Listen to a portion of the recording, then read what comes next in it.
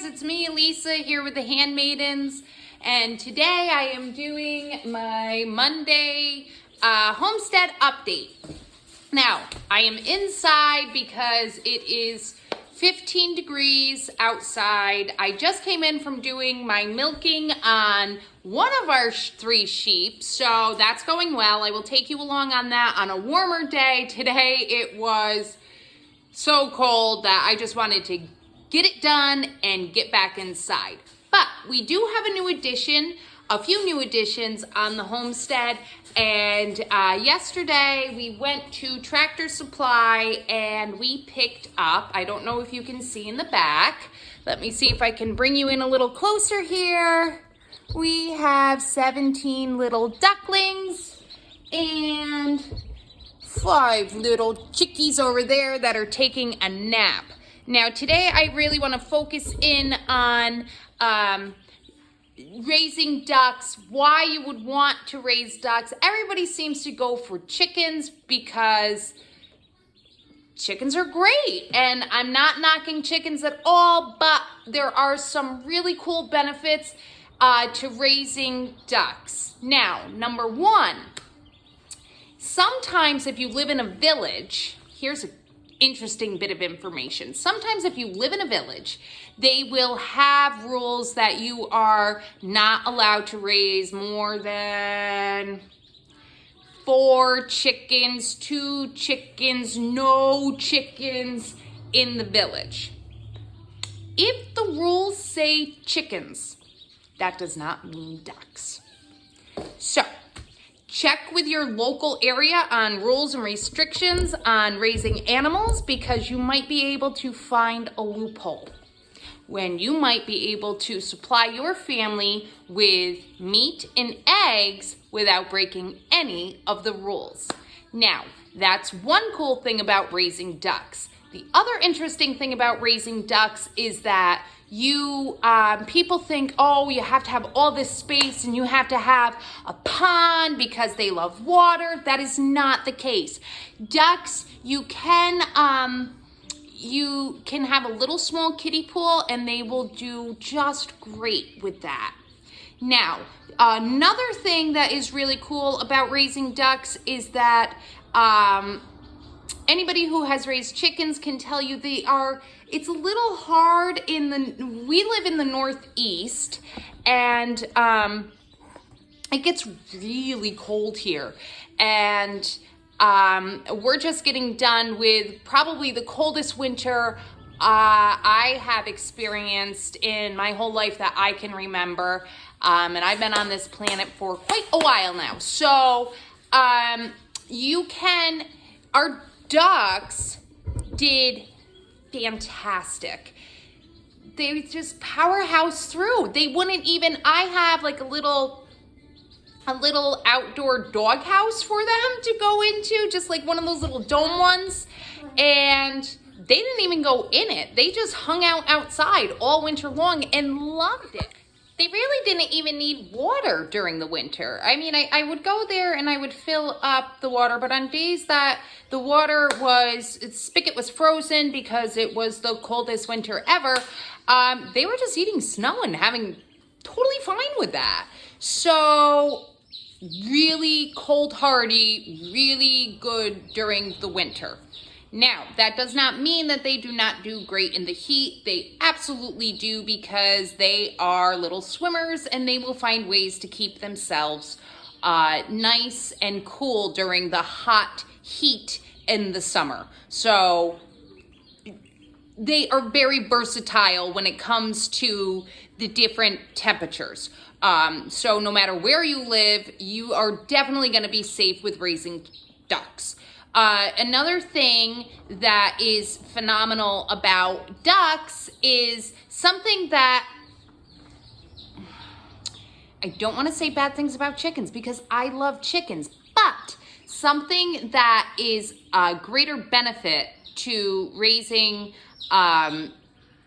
ducks is that, especially now with everything that's going on with the food chain and supplies, if you are just starting off and getting into raising animals and supplying your own food, another really good benefit about raising ducks is that if you are raising the ducks for the intention to supply meat, the ducks are ready to harvest at 7 to 8 weeks. That is very fast. Now, people are going to argue and say, well, you know, the Cornish cross chicken, you can harvest in 8 weeks. Yes, but the problem with that is that you cannot, it is not sustainable to raise Cornish cross chickens because you cannot breed them. They are a cross and you cannot rebreed them. You're not going to get, they're not for breeding. So you are at the mercy of being, of the hatcheries to supply your, every year to supply. So you're going to pay a high price to purchase those chickens. I mean, I think that they're up to anywhere from $2.50 to $5 per chick for the Cornish cross, unless you're going to buy extremely large quantities. Then the price will go down, but still every year you have to pay that. And day-old chicks, you know, you're running a risk because you're going to lose some of them. So ducks, they mate, and if you have a drake, which the drakes are not aggressive at all, so they're not like roosters. So you can have a drake will service, I think it's like 10 ladies. So you're good there. And that's a lot of eggs because ducks lay 300 Pekin ducks, which I have, lay 300 eggs a year. So they're laying even in the cold months. And you can just every once in a while collect up amount of eggs. Pekins are not the great with hatching, with brooding. But if you have an incubator, you can totally hatch them. They hatch in 28 days and you have a whole new set. So you can keep on every 7 weeks, you know, you can just keep a rotation going and you will always have meat with ducks. It's a fast turnover and they're great at foraging. They are great at turning. They can turn a higher amount of grass. I think it's 10% of your nutrition for free range is only really 10% for grass. So that means that if you are keeping your breeding stock through the winter, you're going to have to supply all of that nutrition. So the less time you have an animal, if you are raising meat, the less time you have an animal on your property, that's less feed that you have to feed them. So with a chicken that is a heritage chicken, you are going to have to wait if you're going to have to wait 20 weeks till you can harvest at least. So, you know, you have to supplement with feed at times. You're going to run into a time, if you don't time it properly, where you're going to have to supplement with feed. Now, there are definitely sustainable ways to supply all your animals that need supplements, because really chickens and ducks are not 100% sustainable because they need something other than grass. They have to, they do not convert grass. They're not like a ruminant where they will take grass and they will different chambers of the stomach, and then that becomes all of their protein and all of their nutrients, and they can, you know, that's a whole nother thing. Chickens, ducks, your poultry, they are, except for geese are the only ones that can you can do 100% grass fed. It is not true. You cannot. They're eating bugs. That's where they're getting their protein from. So when you're seeing 100% grass fed, it's not just the grass that they are eating. They are eating everything else. Bugs, which is great if you have a serious bug infestation in your yard like we had with the ticks. So they will eat all of that. They also eat flies. If you're raising other livestock, it is great to have them as a benefit to keep the flies out of your yard and off of your property. So you don't have to supplement during the summer as much. You have to supplement even less for ducks because they are better at foraging and they will forage a wider area. Also, another thing is that predators are a serious problem. Now, chickens, if you let them free range, which cost effectively because of inflation, you don't want to be paying those grain prices, right? We don't want to pay that because now you have just taken one egg and it's now going to cost you like, I don't know, like what, $10 for an egg? Please, this is getting ridiculous. So you want them to be able to forage and be as sustainable as they can be. Which then you run into a problem of predators. Now, we had all of our chickens got wiped out by predators. It was horrible. It was frustrating. We actually said no more because we can't, why are we going to spend the money on these chicks if they're just going to get eaten by coyotes? So, you want to know who didn't get eaten? Was our ducks, just until last week because we had the turkey out and, you know, it's a bad time of year. Our ducks did something that our chickens did not do, and that was that we could herd our chickens. We could herd the ducks, I'm sorry. Chickens just want to be out roaming. They got a mind of their own. They're doing what they want. So you have to have them closed in if you want to control that population on your property. Ducks, on the other hand, you can set out and they can go and they can wander and they will eat and they want to come back home. They will every night. You train them. They know where their home is. They will come back every single night, so you can lock them up and they're safe. Then in the morning, because ducks stop laying at 10 o'clock in the morning, they have a cutoff time when they're done laying eggs. You know that you have then collected all of their eggs that they are going to lay for that day in a contained area, so you're not wandering around trying to find where the eggs are. Like chickens will lay whenever they feel like it. They got an egg, they're going for it. They're laying it. Doesn't matter what time of day. A duck has a more timed and controlled manner of laying. So you can let them lay and then you can let them out and they will be the ones. They're the ones. They will take care of your bug population. They will fertilize your land. You can work better with ducks and you have a faster return. And this is starting to sound like a ducks are better than chickens video. Sorry, chicken lovers. I'm a chicken lover too, but these are the facts. Another cool thing about raising ducks is that you can get 3 products off of a duck. And you're thinking, what the heck are you talking about? Ducks have a really interesting unique feature that chickens do not, and that is that they have a coating of fat under their skin.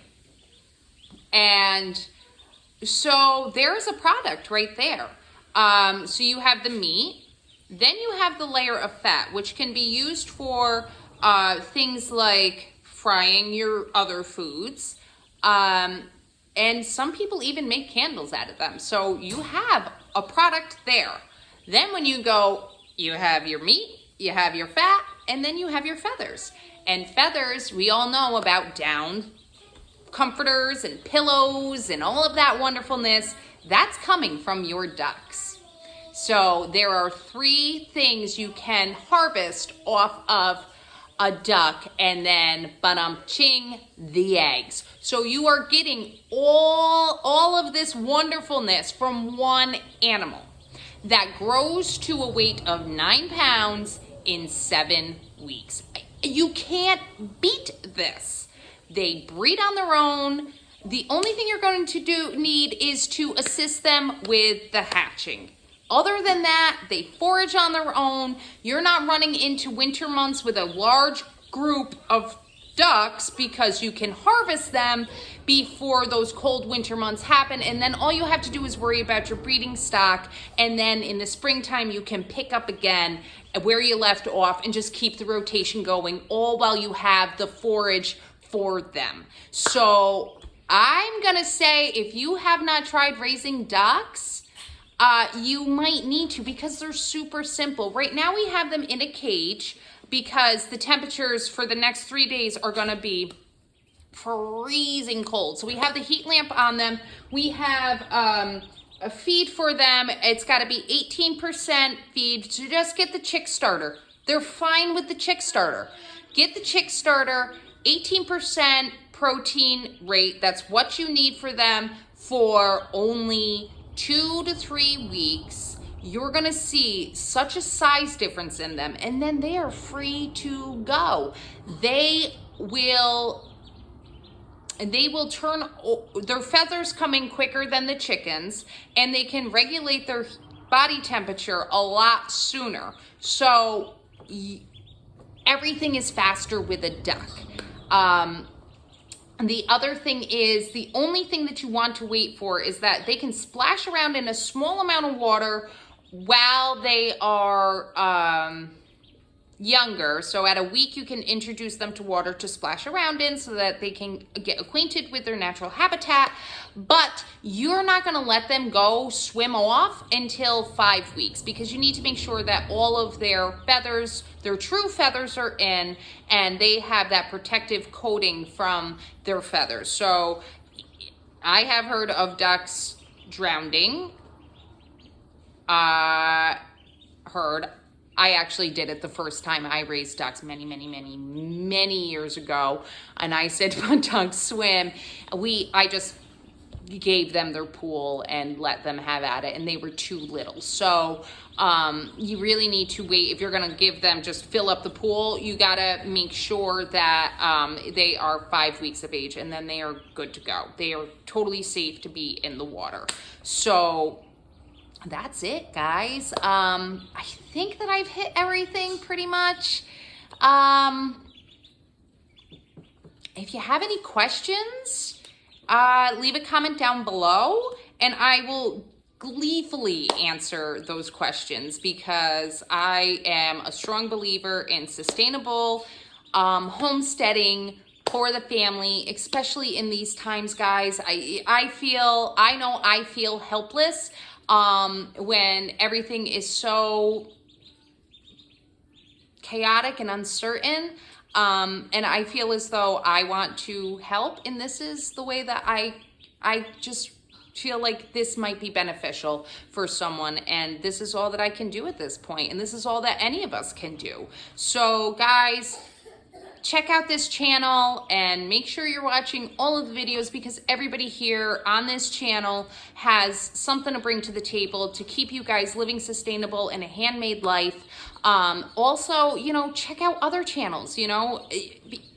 This is an important time, and this is going to be history. We are making history here, people. So let's all roll up our sleeves and get in this together. And hopefully one of the things you decide to do this year is pick up some ducks and start raising them. I would suggest pecans are going to be your best bet for your dual purpose. But if you've had other experiences with other ducks too, and you want to share that with people to let them know, put it down in the comments, guys. This is a community we are building here. So happy homesteading, guys. Bye.